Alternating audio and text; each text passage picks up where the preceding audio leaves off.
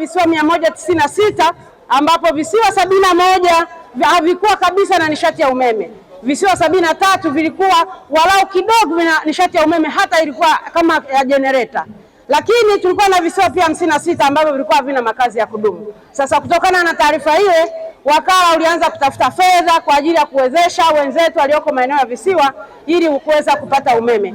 Na tukumbuke kwamba serikali pia kupitia makubaliano ya nchi mbalimbali za Afrika, Energy Compact, tulikubaliana kwamba ili kufikia 2030 tuwe tumeunganisha wateja 8.3 milioni. Na kwa kuzingatia ufanyaji kazi wetu wa REA, sisi tumepewa lengo la kufikia wateja 1 milioni kwa kila mwaka. Na hivi tunavyoongea wateja hao, Mheshimiwa Waziri, hatuwezi kuwapata kwa umeme wa gridi peke yake, kwa umeme wa gridi ndogo ndogo peke yake. Lazima pia tuje kwa wenzetu au maeneo yale ambayo hayafikiki kirahisi kwa kutumia umeme wa gridi. Mheshimiwa Waziri na Mheshimiwa Naibu Waziri, mradi huu una jumla ya mifumo 20,000 na utatekelezwa katika visiwa 120.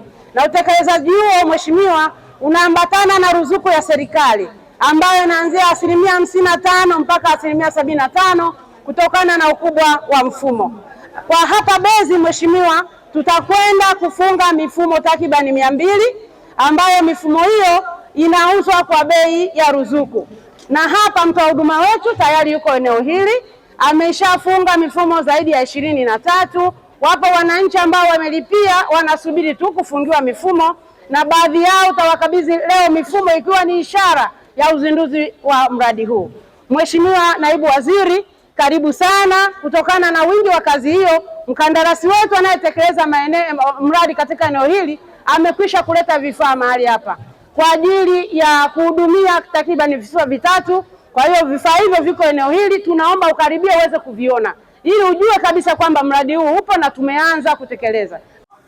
Maeneo ya visiwani na Delta yana changamoto za kipekee zikiwemo umbali kutoka gridi ya taifa, gharama kubwa za usafirishaji wa vifaa na mchanganyiko wa makazi unaoongeza gharama za usambazaji wa nishati ya umeme. Hata hivyo, changamoto hizi haziwanyimi wananchi wa maeneo hayo haki yao ya kupata huduma ya nishati ya uhakika na nishati nafuu. Kwa kutambua hilo, serikali imeendelea kuanza na kutekeleza mpango mahususi wa matumizi ya mifumo ya umeme jua, yani solar home systems, pamoja na grid ndogo, yani mini grid, kama suluhisho la haraka linaloendana na jiografia na mazingira ya visiwani na lenye gharama nafuu katika kuwafikia wananchi wa visiwani na maeneo ya pembezoni. Kwa kutambua hilo, serikali kupitia REA na kwa kushirikiana na Benki ya Dunia ilibuni mradi wa kusambaza mifumo ya umeme jua visiwani, ambapo katika awamu hii mradi unalenga kuweka mifumo 20,000 ya umeme jua katika visiwa 120 kwa gharama ya shilingi bilioni 8 za Tanzania. Ndugu wananchi, serikali imedhamiria kwa dhati kuhakikisha kwamba maeneo ya visiwa na ya pembezoni hayabaki nyuma katika upatikanaji wa nishati kwa sababu ya changamoto za kijiografia. Hatuwezi kukubali umbali, hatuwezi kukubali mtawanyiko wa makazi utukwamishe azma yetu ya kuwafikia wananchi. Vile vile, upatikanaji wa nishati ya umeme wote tunafahamu utaimarisha shughuli zetu za ufugaji wa samaki, kilimo cha mwani na huduma za utalii wa fukwe na visiwa ambavyo sehemu zote zinatumia uchumi wake unategemea uchumi wa bluu. Ndugu zangu, ili kutoa huduma bora na za ushindani, serikali itahakikisha inaweka mazingira bora ya kibiashara, mazingira bora ya wageni, mazingira bora ya uvuvi, utalii na ushindani, na kuweza kuweka huku tukilinda mazingira, maziwa na bahari dhidi ya uchafuzi na matumizi ya diesel na mafuta. Tunashukuru serikali kwa kutuletea huu mradi unaitwa REA. Utakuwa umetusababishia kupunguza majukumu ya ukusanyikaji wa umeme katika kisiwa cha Mbezi. Kwa sababu hapa Mbezi tulikuwa tunasumbuka na shida ya umeme sana. Kwa vile serikali imetambua kwamba tuna shida ya umeme, itakuwa imefanya vyema sana kutuondelea hili tatizo. Nashukuru sana. tunashukuru kwa serikali yetu kutuletea hii mitambo ya kutusaidia sisi kupata mwanga. Mimi niko kwenye lishe, nafanya kazi hotelini. Kwa hiyo sisi tunashukuru sana serikali yetu kutuletea hivi vifaa vya kupata mwanga ndani, vinatusaidia. Umeme utatusaidia kama sisi hapa tuna hoteli, umeme utatusaidia kupata vitu vya baridi kama soda, maji. Wateja wetu kipindi ambacho wanataka vitu vya baridi, hata sisi pia vitatusaidia wakituongezea mtambo. Tunashukuru sana REA kwa kutuletea umeme.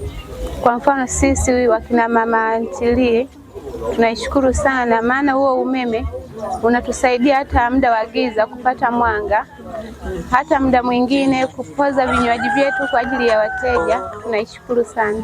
Na hisi utakuja ukwamue, utakuja uongeze hali ya uchumi kukua katika mji wetu wa Mbezi, hasa kwa upande wa vijana. Watapata fursa nyingi kuchajisha simu, na hata sisi wavuvi ambao tulikuwa na changamoto ya kupeleka tochi zetu sehemu ya kwenda kuchajisha kwa sababu hakukuwa na nishati nzuri ya kutosha. Lakini kwa hii REA na hisi sasa nishati hii itaenda kutusaidia sana.